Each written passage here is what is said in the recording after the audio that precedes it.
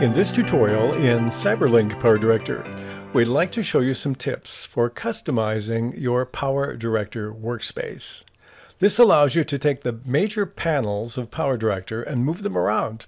Why would you do that? Well, you might want to mimic another NLE editor that you like and move the panels where they fit.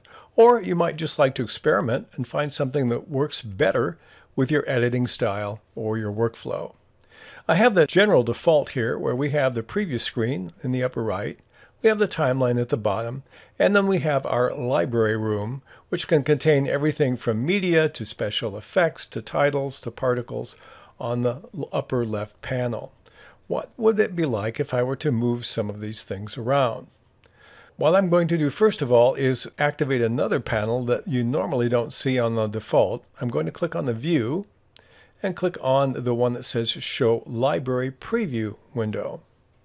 Now basically this shows anything you have highlighted in your library area. It could be a special effect, it could be a title, it could be, like in this case, an actual video.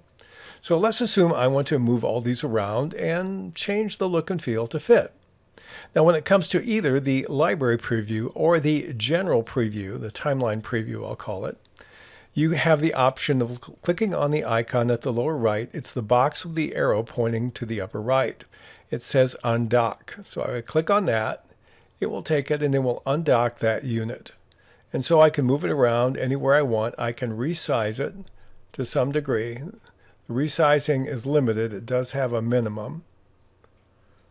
And position it exactly where I want it on the screen. So if I wanted that there, that would be the place where I would see the preview of anything that's in my library room.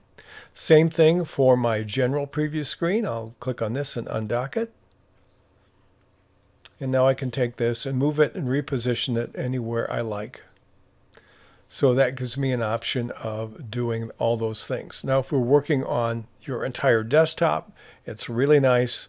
I'm recording on a smaller scale, so it's a little bit more awkward. We can't do that so much with either the timeline or with the library.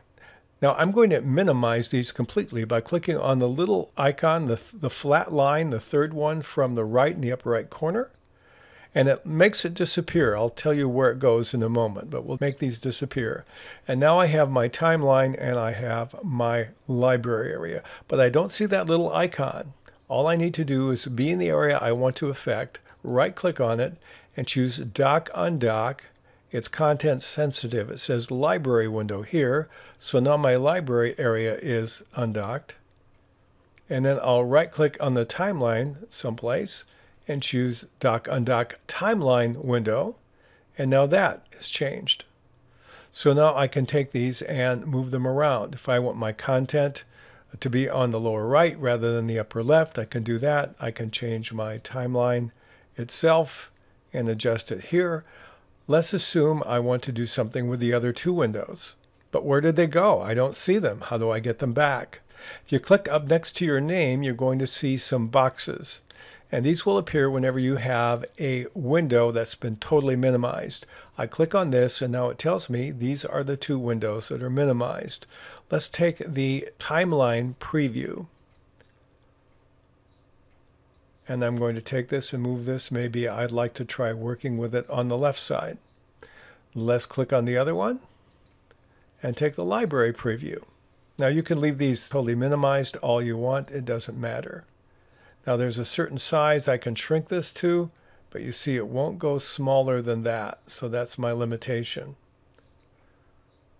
So I'll take this and move this around and move this over a bit.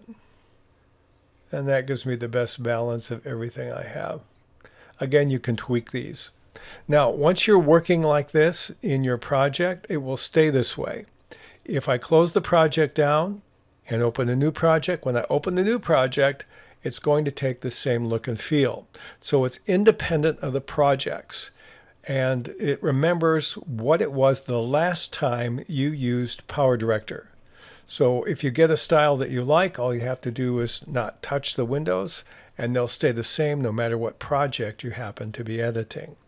Now, what happens if I want to go back to the original? That's very easy to do. All I need to do is, I would recommend using the timeline because you're almost always going to have the timeline available, is you right-click anywhere in the timeline, and then you choose the Reset All Undocked Windows option. I'll do that, and it will go back to my default for PowerDirector. If I want to make this window disappear, which we don't start with, I'll click on the X, and the space will be taken over by my timeline preview, which is my default. So that's a way in which you can take your workspace available to you in PowerDirector and customize it to fit something you like or something you'd like to experiment with.